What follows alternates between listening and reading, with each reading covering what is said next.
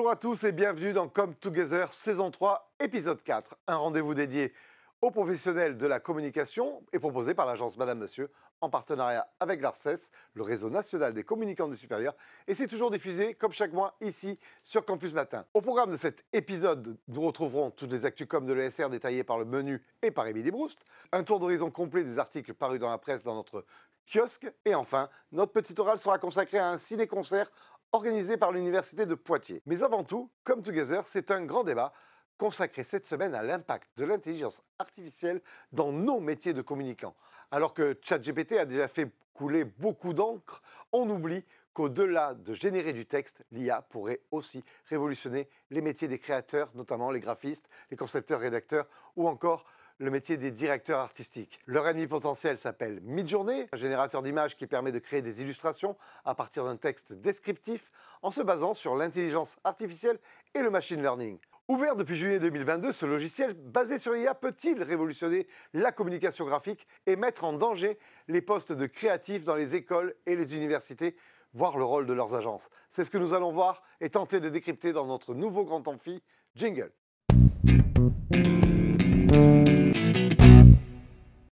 La France a peur. Non, j'exagère un peu. Les créatifs ont peur. Avec l'avènement de Midjourney, qui est l'équivalent graphique de ChatGPT, la question du remplacement de l'homme par la machine se pose pour les postes de créateurs et de directeurs artistiques, notamment dans les agences et dans les services comme des écoles et des universités. Pour en parler, j'ai le plaisir d'accueillir autour de la table d'abord Alexis Choron. Vous êtes formateur Midjourney et président de l'association des professionnels de l'intelligence artificielle générative. Alexis, bonjour. Bonjour. De l'autre côté de la table, j'ai le plaisir d'accueillir Marianne Condé-Salazar. Marianne, bonjour. Bonjour Alexandre. Vous êtes tout nouvellement directrice communication à l'ESCP Business School. Marque et communication. Marque et communication, voilà, on le dit en anglais, je ne le dis pas en anglais, mais Brand and Communication, c'est votre titre officiel. Et enfin, Pierre Belin, enseignant et référent filière direction artistique et design graphique à Sub-de-Pub, une école de communication. Exactement, bonjour. Bonjour. Alors, je vais commencer par vous. J'ai un peu planté le décor. Le temps est à l'angoisse. Faut-il avoir peur de l'arrivée de Midjourney pour les métiers de communicants? Je le rappelle, peut-être rappelons le potentiel de Midjourney. Énorme. Énorme. Potentiel énorme. Ça fait quoi? Ça fait des images incroyables. Ça va changer le métier de communicant, de gens qui travaillent dans l'image. Est-ce qu'il faut en avoir peur? Probablement. C'est pas Midjourney qui remplacera les communicants, ce sont les communicants qui utiliseront Midjourney qui remplaceront ceux qui ne l'utilisent pas. Voilà. C'est un peu la même chose que le changement, le passage de la photo argentique à la photo numérique. Tous les gens qui ont refusé de passer au numérique parce qu'ils considéraient que ce n'était pas de la photo, que ce n'était pas aussi bien, que c'était une mode, que ça allait passer, etc., on ne les voit plus, ils ont disparu.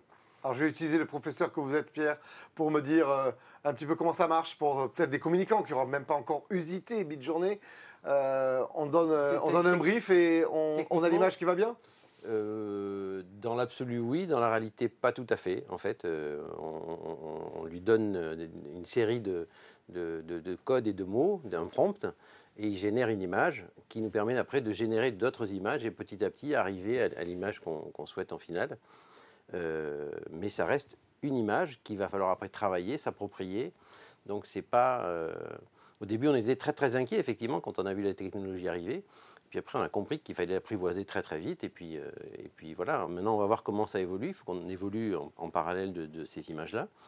Mais effectivement, c'est une technologie nouvelle, un outil. Ce n'est pas une révolution qui va tout balayer, mais qui va quand même faire des dégâts. Marianne, en tant que directrice brand et communication de l'ESCP, j'imagine qu'on observe avec attention ces évolutions, qu'on est en veille sur leur potentiel. À ce stade de 2022, c'est assez récent. À ce stade, comment vous réagissez face à l'avènement de ces potentiels de l'intelligence artificielle? Alors surtout, on les saisit, parce que je crois qu'on ne peut pas de toute façon ne pas saisir ces outils. Et nous les saisissons comme des outils d'intelligence artificielle, que ce soit sur les métiers de créa, de contenu image, de contenu texte, mais nous utilisons aussi beaucoup d'outils d'intelligence artificielle en back-office. Je te parlais de la performance, par exemple, des sites web, mais pour revenir à la créa, ce qui, moi, de l'expérience que j'ai avec la formidable équipe que je viens tout juste de rejoindre, c'est que ça décuple la créativité, que ce soit sur l'image ou que ce soit sur le contenu. En fait, si on demande à l'intelligence artificielle de nous faire des propositions, eh bien, ça suscite effectivement le débat, la discussion, le choix, et dans des temps très raccourcis. C'est ça qui est extraordinaire. Donc, c'est voilà, de la même façon qu'un outil de Microsoft Word nous permet d'écrire plus vite, eh bien, on est dans la création de contenu beaucoup plus rapidement. Mais je tiens vraiment à dire qu'on garde toute la maîtrise de ce contenu, qu'on n'a pas du tout le fantasme d'être dépassé dans la création de contenu par l'intelligence artificielle. Vous confirmez? Oui, je confirme. On n'est pas dépassé, on n'est pas remplacé? Non, on n'est pas encore. On est remplacé par les gens qui s'en servent. Si on ne s'en sert pas, on sera remplacé par une personne qui saura s'en servir. Et donc c'est là l'enjeu. C'est ça. En fait, il ne faut pas être exclu de cette nouvelle partition qu'il faut savoir jouer. On peut s'en méfier, on peut avoir peur, on peut avoir des doutes, on peut avoir des réserves, etc. Mais on note que ça existe depuis juillet 2022. Ouais. Ça fait 1 an et demi. Ouais. En 1 an et demi, ça a passé beaucoup de choses. Ça a impacté plusieurs secteurs d'activité de manière considérable. Les gens se posent des questions. Moi, je forme des gens quasiment pas tous les jours, mais presque, qui sont dans la communication, dans l'image, des créatifs, des directeurs artistiques, des illustrateurs, des infographistes, y compris même des photographes, puisqu'on peut générer aussi des photos vraiment photoréalistes. On ne peut pas faire la différence aujourd'hui entre une image qui a été générée par Midjourney et une photo faite par un photographe professionnel. C'est impossible aujourd'hui de faire la différence. Quasiment. Ça change le curseur énormément. Ça veut dire que nos cerveaux ne sont plus là pour imaginer, conceptualiser, juste pour appliquer et arbitrer. Alors, un petit bémol, on conceptualise, on imagine toujours, mais différemment, en promptant.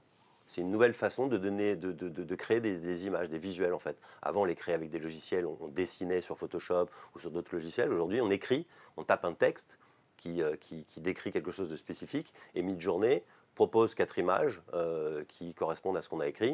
Et ensuite, on l'a choisi, on peut réitérer l'opération un certain nombre de fois, jusqu'à ce que, comme je vous le disiez tout à l'heure, on trouve l'image qui vous convient. Mais c'est une autre façon de créer. Mais sur la partie graphique, alors pour le coup, il n'y a plus besoin de talent? Non, parce que, en fait, d'expérience, vous savez, c'est l'équivalent du patron dans la couture. En fait, vous pouvez demander à Midjourney de vous faire des propositions, vous en choisissez une, et après, vous allez réaliser une photo réelle, un graphique, vous allez travailler. Mais c'est, voilà, nous, en tout cas, l'utilisation qu'on en fait, c'est vraiment au stade de la proposition, de la réflexion. Reste que, et je suis insistant sur le point, il y a beaucoup de professionnels qui sont en lien directement avec la partie graphique, exé, conception de planches, de boards. Ils servent encore à quelque chose? Ils vont servir encore à quelque chose, ces gens-là? Ils vont servir à quelque chose. Le plus important dans le fait de prompter, c'est aussi de donner les bons mots. Mais si vous dites à un graphique, tu vas prompter, il va dire, c'est pas mon métier. Prenez des informaticiens pour ça, vous prenez des chefs de projet. Il faut qu'il s'adapte, le graphiste. Il s'adapte, il s'adapte tout à fait. Il n'a pas le choix. Vous pensez que... si demain je refuse d'utiliser Google pour faire ma recherche, je préfère aller à la bibliothèque pour faire ma recherche, je vais perdre un temps fou. Je ne vais pas être compétitif. Si tous mes concurrents utilisent Google pour faire des recherches et que moi je continue à aller à la bibliothèque pour lire des bouquins et trouver ce que je cherche, je vais être largué très rapidement. C'est la même chose avec l'IA. Je vais essayer de trouver un point de jonction entre le monde d'avant et le monde de demain. Est-ce qu'aujourd'hui, la part de création ne disparaîtra pas, mais que le champ d'application va être plus large? C'est-à-dire que le graphiste va pouvoir renforcer des premières propositions qui lui seront faites, et donc il y aura toujours une part de création de l'homme. C'est un peu quand les banques d'images sont arrivées en fait sur le marché. Avant, il fallait qu'on dessine, qu'on aille faire nos photos. Les banques d'images sont arrivées et un monde s'est ouvert. Très standardisé, mais un monde s'est ouvert. Et là, pour moi, c'est un peu la même chose. C'est vrai, le parallèle est assez éloquent, en fait. C'est là, on a commencé à travailler avec ça. Ouais. Les banques d'images, aujourd'hui, intègrent des images faites par Midjourney ou d'autres intelligences artificielles. Pas toutes, mais presque toutes, maintenant. Donc, ça ne change pas grand-chose.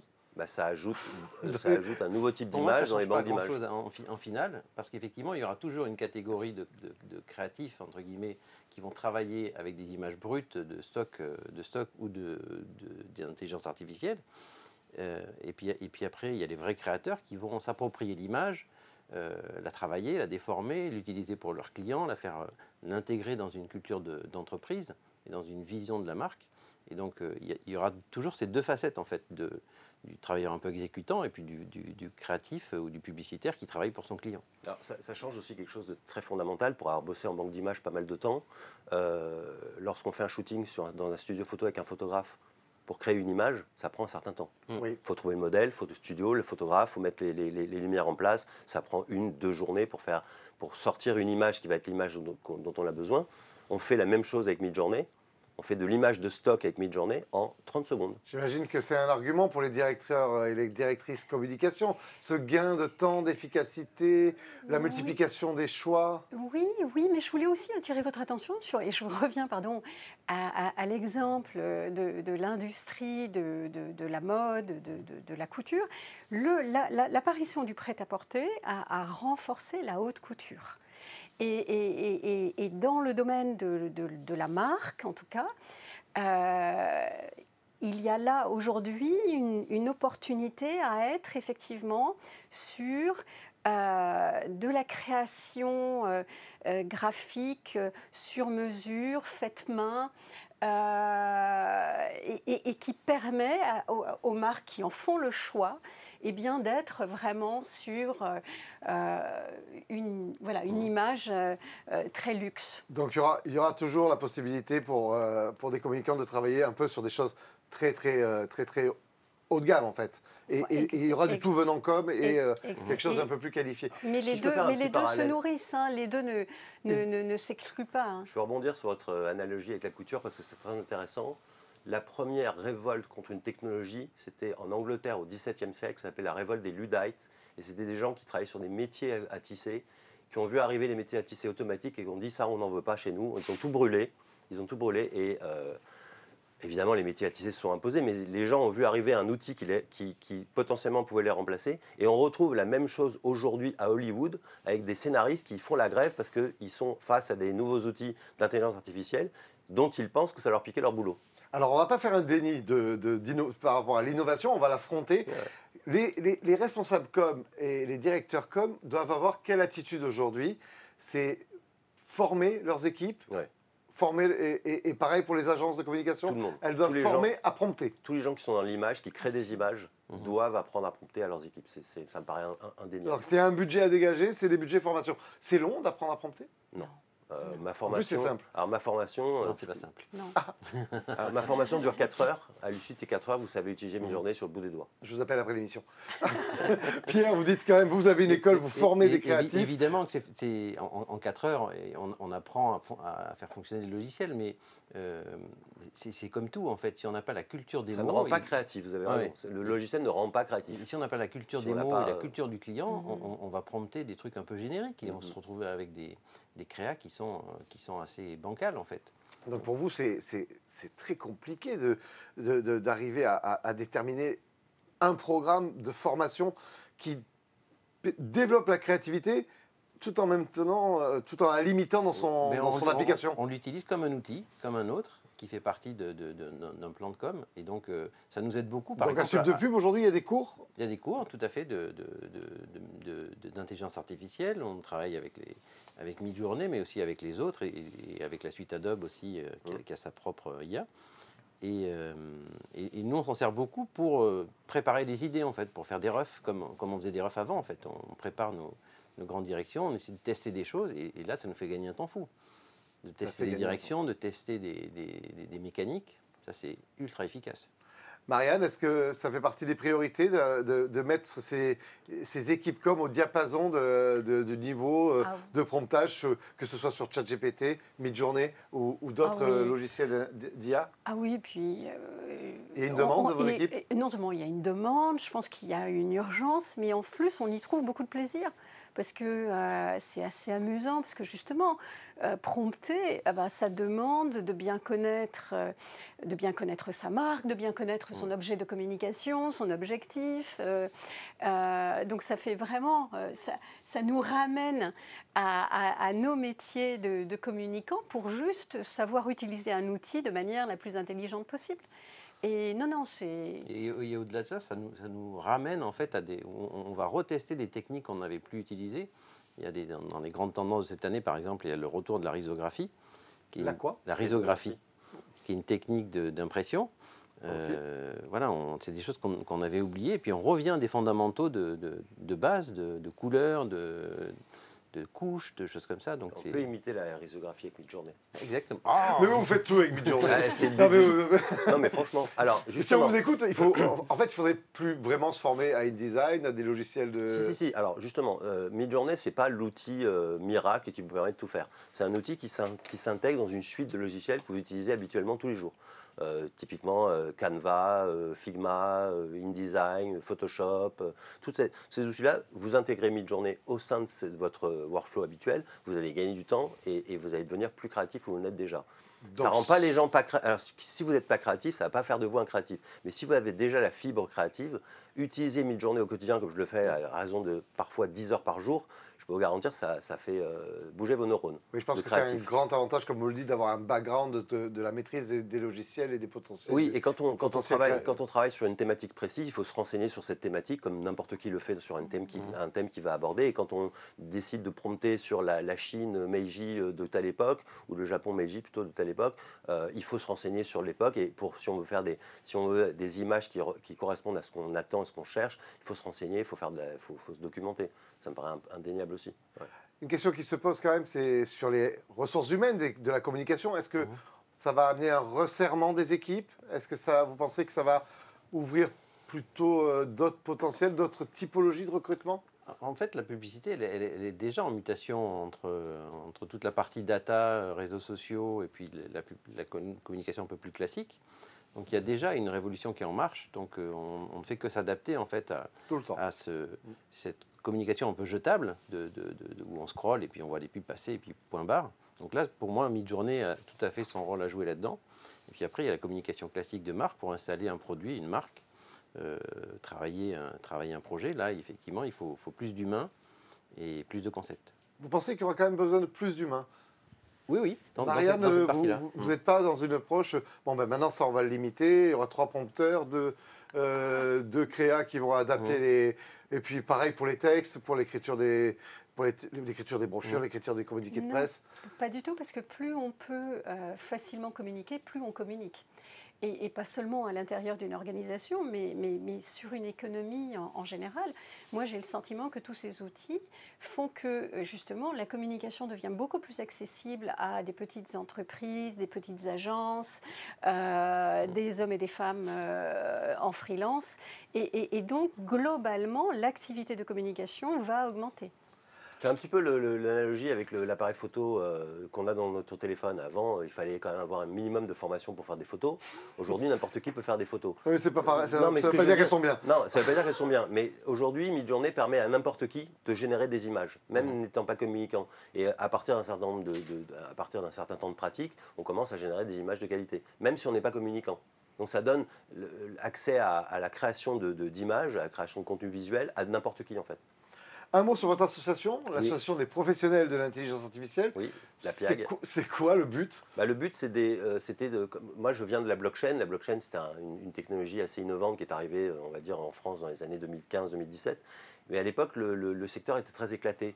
Et l'idée, c'est pareil. Aujourd'hui, les professionnels de l'intelligence artificielle ne se connaissent pas tous.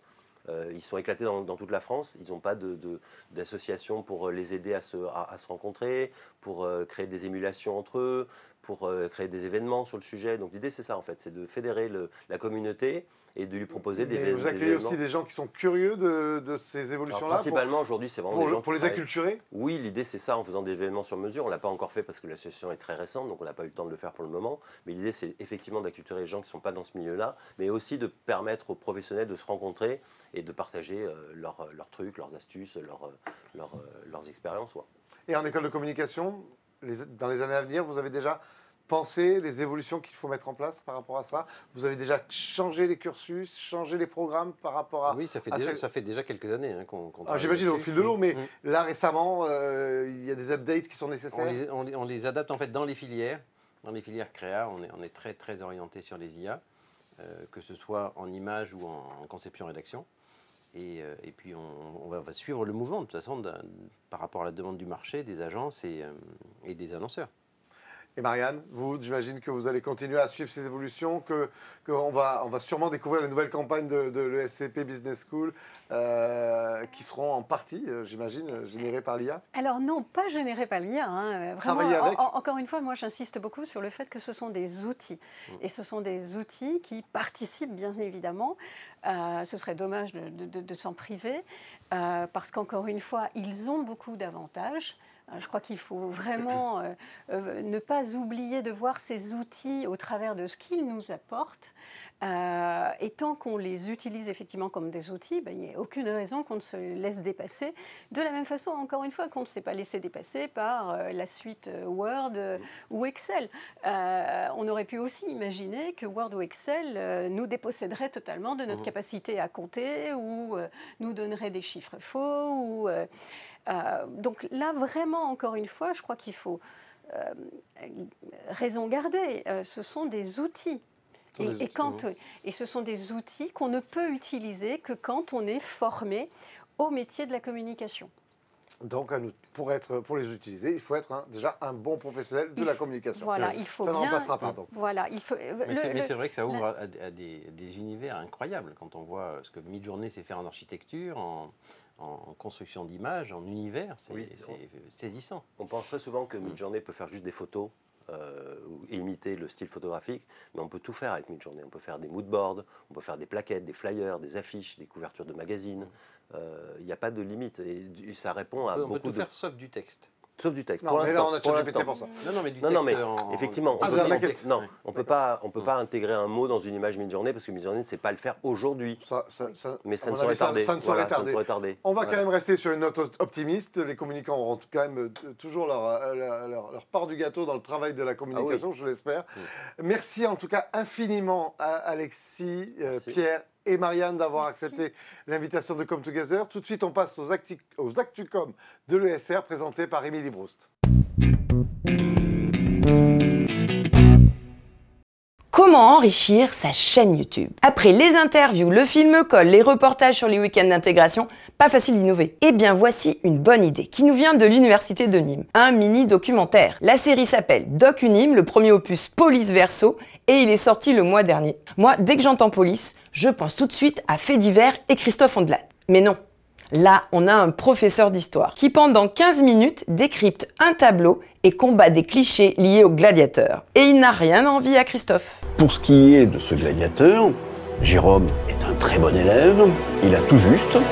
Le problème, c'est que tout est faux. Ben oui, même avec l'Antiquité, il y a eu des problèmes de stéréotypes. Générique grandiloquent, incrustation dans le décor, sound effect, la réal se veut innovante. Et elle a été entièrement réalisée par le service audiovisuel de l'université dans son propre studio d'enregistrement. Ça peut aider. On est donc plutôt sur des thématiques recherche, à destination du grand public. Et en termes de com', ça crée de l'engagement, de la participation en interne, puisque ce concept sera mis à disposition de tous les enseignants-chercheurs de l'université. Il permet également de communiquer sur ses expertises au grand public et d'innover en déployant de nouveaux formats numériques. Donc moi je fais nouveau logo, nouvelle couleur. Le STP a une nouvelle identité de marque depuis le début de l'année. Pour se positionner comme un acteur majeur de l'innovation au cœur de la construction, l'école des grands projets est devenue l'école de la construction engagée dans les transitions. Ça donne donc une nouvelle signature de marque, constructeur d'un nouveau monde et un logo sobre et épuré.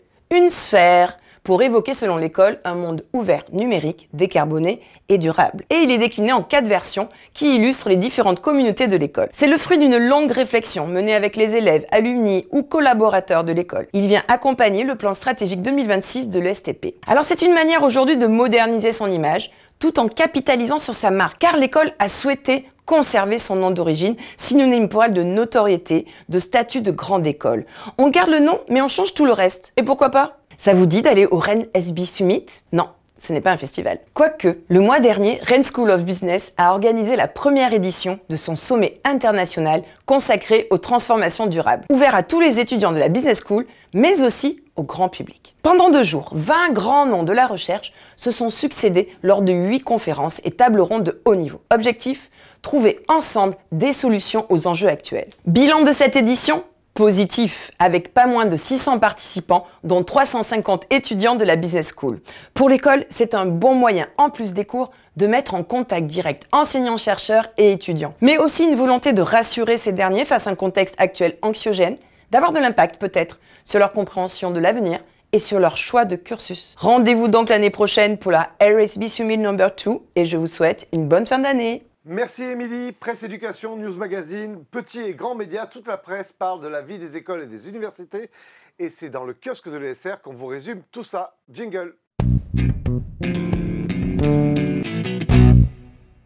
Bonjour à toutes et à tous, ravi de vous retrouver pour ce nouveau kiosque de l'ESR. Au programme de cette revue de presse, nous aborderons les derniers classements des grandes écoles de commerce, le modèle des programmes Grande École, les expéditions étudiantes, ainsi qu'un classement dédié au bonheur étudiant. Dans le monde de l'ESR, la fin du mois de novembre a été rythmée par la publication de 2 classements des grandes écoles de commerce, celui du Figaro et celui de l'étudiant. Sur le podium des 2 classements, on retrouve les mêmes écoles, HEC, l'ESCP, l'ESSEC, mais dans un ordre différent en fonction des critères et des éléments mis en avant par les rédactions. Et petite nouveauté dans le classement du Figaro, les écoles post-prépa ont été classées séparément de celles accessibles directement après le bac. Une démarche qui, selon les journalistes du Figaro, s'explique par le souci de mettre en valeur la qualité des enseignements en classe préparatoire. En effet, ces dernières sont menacées par la chute des effectifs depuis plusieurs années, du fait de la multiplication des autres voies d'accès. Un sujet également évoqué par l'étudiant dans un des articles qui accompagnent son classement. Dans celui-ci, la journaliste Davia Ouadia a interrogé plusieurs acteurs en leur posant une question. Est-ce la fin du modèle PGE? Non pour la conférence des directeurs des écoles françaises de management et l'association des professeurs des classes préparatoires économiques et commerciales qui, d'après un article publié sur Totis Media, ont lancé une nouvelle campagne de promotion des classes préparatoires. Publiée en novembre 2023 sur Instagram et TikTok, cette campagne joue sur les codes de la jeunesse et fait témoigner des anciens de la prépa. Pour Le Monde, la journaliste Alice Rebaud s'est aussi intéressée aux écoles de commerce et plus précisément au Learning Expedition. Traversée d'un continent à vélo, tour du monde, la journaliste a suivi plusieurs étudiants en management qui transforment la traditionnelle année de césure ou leur congé d'été en expédition hors du commun pour vivre des sensations fortes et développer de nouvelles compétences. Choisir d'organiser sa semaine de travail à temps complet sur 4 jours et demi ou 5 jours, un rêve pour certains est bientôt une réalité pour une partie des personnels d'une université française. En effet, on apprend dans un article de Campus Matin que Aix-Marseille Université va lancer une expérimentation de la semaine de 4 jours jusqu'au premier trimestre 2024. Le but, améliorer le bien-être de ses agents et les fidéliser.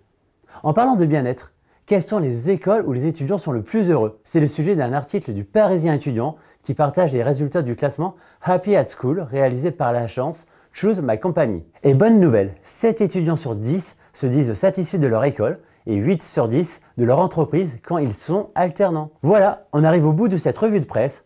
Rendez-vous l'année prochaine pour de nouvelles actualités dans le monde de l'ESR.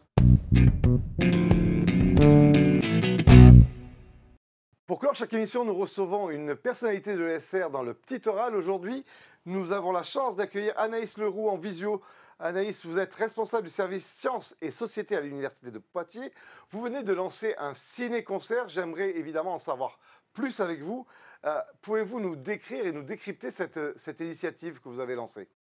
Cell World, c'est un film où en fait on retrouve des images de microscopie qui sont issues des laboratoires. Et c'est souvent des images qui restent dans les labos et qui ne sont pas très visibles du grand public. Et elles ont quand même cette particularité d'être très très belles et donc d'être vues. Et Cell World, donc, c'est un film qui a été réalisé par les Explorers, donc une équipe vraiment au top de la vulgarisation scientifique et qui permet voilà, de susciter l'intérêt et la curiosité, mais à travers l'image et du coup l'émerveillement de l'image. Comment avez-vous pu imaginer qu'un ciné-concert allait être le meilleur moyen pour communiquer autour de la culture scientifique? Alors l'idée, nous à l'Université de Poitiers, on a une grande plateforme en fait, de microscopes. Et du coup, on a une banque d'images aussi qui est super forte. Et quand j'ai vu cette exposition à Bordeaux, je me suis dit, mais il faudrait qu'on fasse ça nous aussi pour sortir les images de nos labos. Et donc, j'ai lancé un appel à participation auprès des laboratoires qui ont tous répondu présents. Et donc, nous avons créé ensemble ce documentaire pour la fête de la science. Alors concrètement, qu'attendez-vous de cet événement? Pour moi, c'est une autre manière d'aborder les sciences, à la différence des petits stands ludiques et attractifs qui fonctionnent bien aussi. Mais là, voilà, on sensibilise d'une autre manière à travers l'image, à travers l'émerveillement. C'est beaucoup plus poétique. Et du coup, je pense que oui, on sensibilise, on touche d'autres personnes. Et c'est ça qui est intéressant. Ouais, ça change des choses un petit peu plus standards qu'on a l'habitude de voir. Vous avez prévu une première diffusion pendant la semaine de la Fête de la Science. Comment allez-vous faire vivre l'événement après? Alors, pendant la Fête de la Science, donc ouais, ça a été super bien accueilli. On a eu vraiment de très bons retours. Et les personnes ont adoré. Et c'était nouveau, en fait. On n'avait jamais vu ça, nous. Enfin, à Poitiers, du moins, c'était jamais vu, un ciné-concert. Donc, c'était pouvoir chouette de pouvoir proposer ça. Et la suite, en fait, ça serait de réutiliser les images utilisées dans le documentaire pour faire une exposition immersive à l'Université de Poitiers. Un peu comme celle qu'il y avait au Bassin des Lumières, mais voilà, à l'université. Le film, il est disponible sur la chaîne YouTube des Explorers. Et voilà, on peut le diffuser quand on veut, où on veut. Et nous, actuellement, on le diffuse même aux étudiants qui sont dans les cursus de santé pour les sensibiliser, mais aussi en biologie. Voilà, on essaye de diffuser au plus grand nombre ce film. Merci beaucoup, Anaïs, d'avoir participé au Petit Oral. Et bonne chance pour votre événement. Avec plaisir, c'est gentil. Merci à vous. Marianne, Pierre, Alexis, vous aussi, merci d'être venus en plateau nous rassurer ou nous inquiéter sur Midjourney et sur le potentiel de l'IA. Chacun se fera son idée. Quant à moi, il me reste à vous dire à très vite pour une prochaine émission de Come Together. Merci, au revoir. Merci, au revoir.